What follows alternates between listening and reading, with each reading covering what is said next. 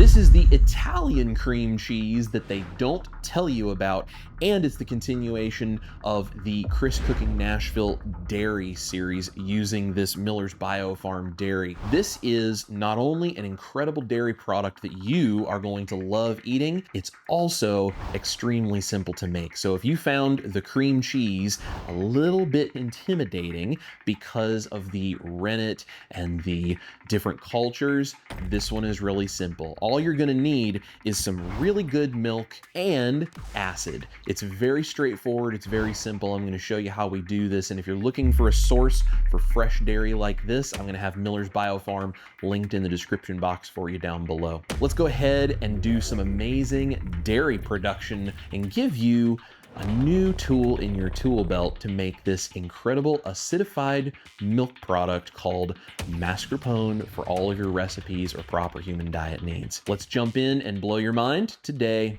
on Chris Cooking Nashville.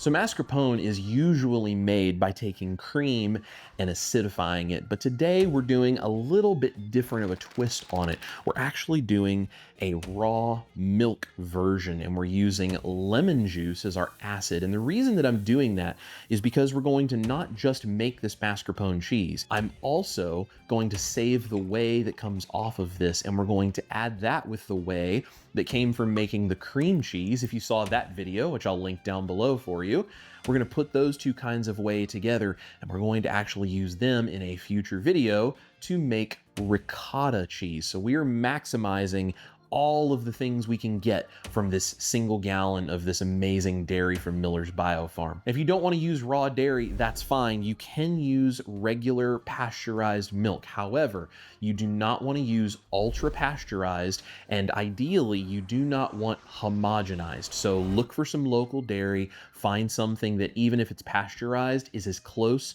to this original form as you can possibly get. Let's go ahead and set everything up, and let's make this amazing, beautiful mascarpone cheese using the Miller's Biofarm product. I'm going to show you how simple this is, and then we're going to save all of the byproducts so that we can have additional dairy in the future.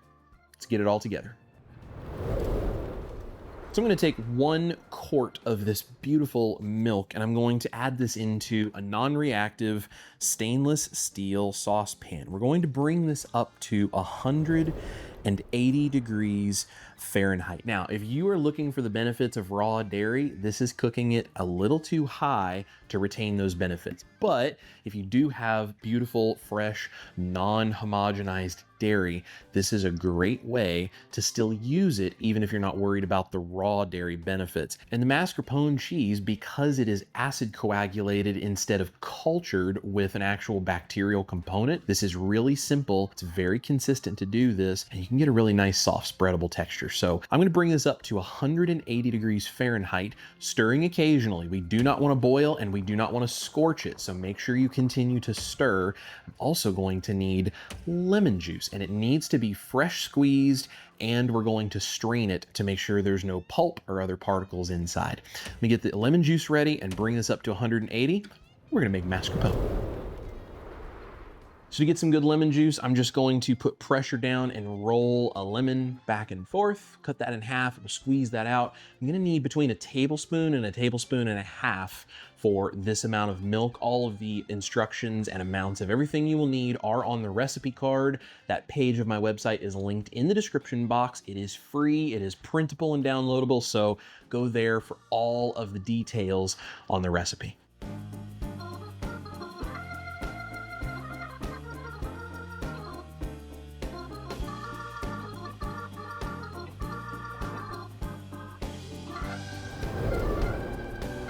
So unlike cream cheese, we are using an acid coagulation method here with this mascarpone. And essentially what's going on is the acid is destabilizing the casein micelles, which causes them to coagulate. And that's what brings together the curd of this particular kind of cheese. Around 180 degrees Fahrenheit, whey proteins like the A-lactalbumin and B-lactalglobulin begin to denature, and they expose bonding sites, and that's how you get the curds that will yield a usable whey after the fact. And that's why we're being so careful to not overheat this, because if you break down that whey further, those proteins are going to be so denatured that you won't be able to make any ricotta from this afterwards. Essentially what that means is that there is no bacterial action going on in this particular coagulation method. It is relying purely on the acid to denature those proteins, which is the distinct difference between this mascarpone and the cream cheese technique earlier in the series. All right, we're getting close to being up to temperature. Now, once this is up to 180 degrees Fahrenheit, I'm going to turn it off of the heat, and I'm going to add in my lemon juice. I'm going to gently stir. We do not want to forcefully whisk. We want to be gentle. We're going to gently stir the lemon juice in for 15 to 30 seconds. And then we're going to make sure this has no heat under it. Just set it off to the side. We're going to let it sit for 10 to 15 minutes. And you should see the yellow curds start to separate away from the slightly greenish tinted whey. Now that our mascarpone curds have been sitting for about 15 minutes with that lemon juice, we can go ahead and start to drain them. So what I have is a large bowl and a colander, and I'm going to add some cheesecloth. This is a really nice reusable one. I'll link it down below. It's very inexpensive, but it does a really good job with this kind of stuff. All we need to do is lay this in the colander, and then we're going to very carefully pour in the whey and the curds and let them drain. 6 to 8 hours, 6 for really nice spreadable mascarpone, up to 8 if you want it a little bit drier and firmer. All right, y'all, depending on how long you have drained it later, we have mascarpone cheese. Now, if you want it firmer than what I have here, you can absolutely let it go longer. I left it very soft and very spreadable, but you could totally leave it in longer and let this get firmer, and then just take like a whisk or a mixer, whip through it if it's too chunky, kind of make it all nice and smooth and really well combined. But we're gonna give this fresh mascarpone a try. I'm excited. Look at that. Go. Thank you. So, I really like the smell of it. It's very fresh smelling. Very good texture. Much fresher smelling than the stuff when you buy it in the store. Fresher smell. I really like the texture that you have here. Yeah.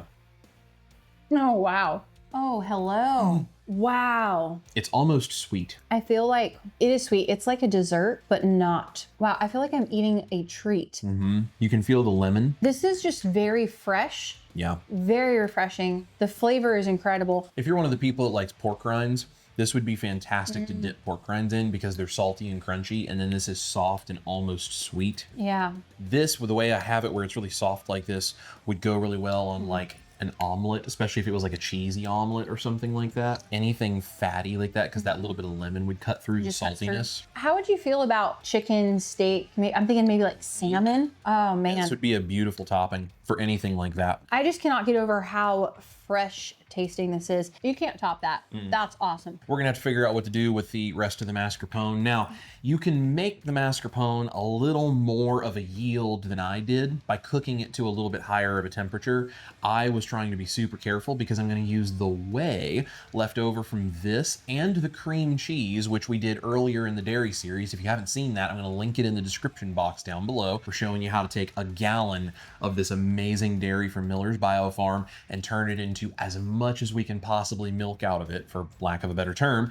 And we're going to use that whey that I got from both the cream cheese and the mascarpone. We're actually going to make ricotta cheese. So ricotta is fantastic. It is actually made from the whey left over from doing things like cream cheese or mascarpone. So I'm going to show you guys how to do that as well. But if you cook this slightly higher in temperature, let it go a little bit longer, a little more aggressively, you can actually get a little bit more out of it. You just may not get as much out of the whey afterwards if you try to make the ricotta. So it's fantastic. You guys should totally go check this out. I'm going to put the recipe card on my website. It's linked down below in the description box for you to find that page on my website. Otherwise, any other link you might need is down there. And we hope you guys go and use some dairy to do this, and hope you really enjoy, especially if you're going to order some from Miller's Biofarm, because it's amazing and you should totally go check them out. They are linked in the description box. Thank you guys so much for watching. This is Chris cooking Nashville, my beautiful wife, Ash Taylor. You guys eat your meat, maybe with some mascarpone cheese you made yourself at home. Love your life. We'll see you here in the kitchen for a bunch more dairy series recipes. And if you like this mascarpone cheese and want to make your own,